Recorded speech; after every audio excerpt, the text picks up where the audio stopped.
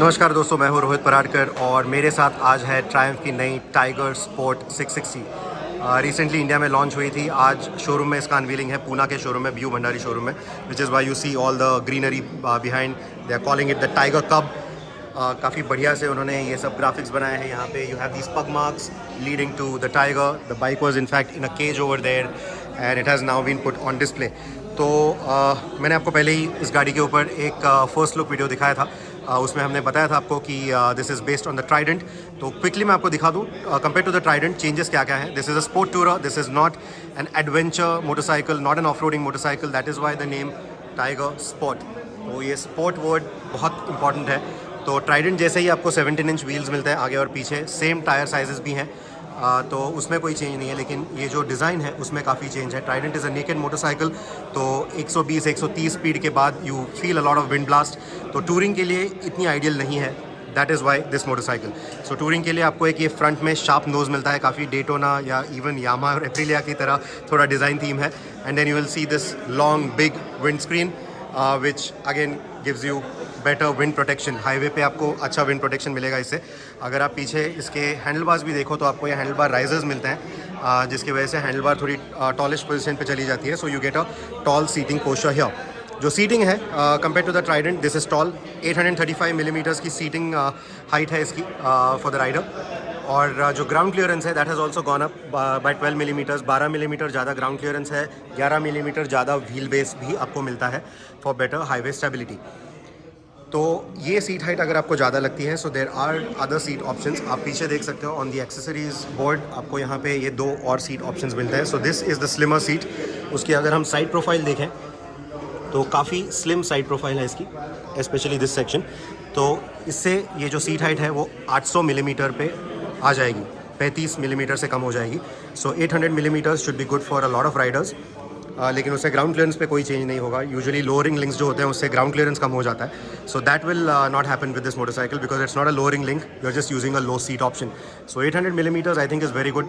बहुत सारे राइडर्स को ये काफ़ी मैनेजेबल हो जाएगा, including female riders. So this is a very good option. जो सब फ्रेम है गाड़ी की वो अलग है। It's not a bolt on sub frame, it's not removable. तो जो फ्रंट पार्ट है it's very similar in geometry to the Trident. Rake angle थोड़ा अलग है। This is 23.1 degrees if I am not wrong and the Trident is 23.9 if I am not wrong. लेकिन जो ये सब फ्रेम है वो अलग है ताकि you get this wider seat और you also get this pannier mounts so that luggage pillion को आप कैरी जब कर रहे हो, you know the pillion will sit comfortably. That is why the wider sub frame. You also get a larger tank and this revised seating posture that I was talking about. आपको जो console है उसका layout भी काफ़ी Trident की तरह ही लगेगा in terms of the tachometer being on top and the speedometer on the side. यहाँ पे गियर इंडिकेटर, यहाँ पे एक छोटा ब्लू एंड वाइट कलर का आपको डिस्प्ले मिलता है। इसके ऊपर आपको पूरी ट्रिप इन्फॉर्मेशन मिलती है और आप जब मोड्स चेंज करोगे using this M button, it will also tell you what mode you have selected. तो आपको 2 मोड्स मिलते हैं इसमें, रोड और रेन। रेन में पावर डिलीवरी ऑब्वियसली थोड़ी डल डाउन हो जाती है, रिस्पॉन्स थोड़ा डल डाउन हो जाता है, ट्रैक्शन कंट्रोल थोड़ा ज़्यादा अलर्ट हो जाता है। लेकिन one good thing is the traction control is also switchable. अगर आपको लगता है कि ट्रैक्शन कंट्रोल बहुत ज़्यादा इंट्रूसिव है, you can just turn it of. But I don't know why would you do that. Sport touring motorcycle है तो I don't think you should turn off the traction control. It's not an off-roading bike that you would want to turn it off when you are riding on a trail or something. So I would suggest leave the traction control on. In terms of brakes, same as the Trident, you also get ABS. वही Nissan calipers आपको भी मिलते हैं इस पे. These are not Brembo brakes, but they are quite good, like we've seen on the Trident. तो in terms of equipment, I think काफ़ी बढ़िया equipment है. Pricing is the big talking point here.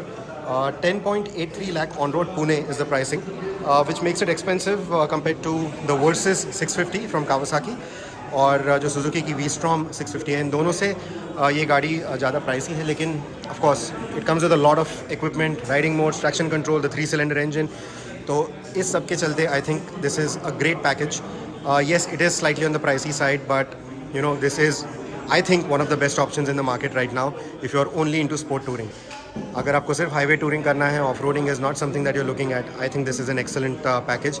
लेकिन ये गाड़ी हम बहुत जल्द चलाएंगे। My review will be out on Overdrive also, so definitely stay tune to Overdrive. मैं आपको मेरे रिव्यू में बोलूँगा कि ये जो अपडेटेड एर्गोनॉमिक्स है, सीटिंग ज्योमेट्री है, ये जो नया सब फ्रेम है, ground clearance, the new suspension, 150 millimeters का ट्रैवल है सस्पेंशन का. So how does all of that work? Does it really work?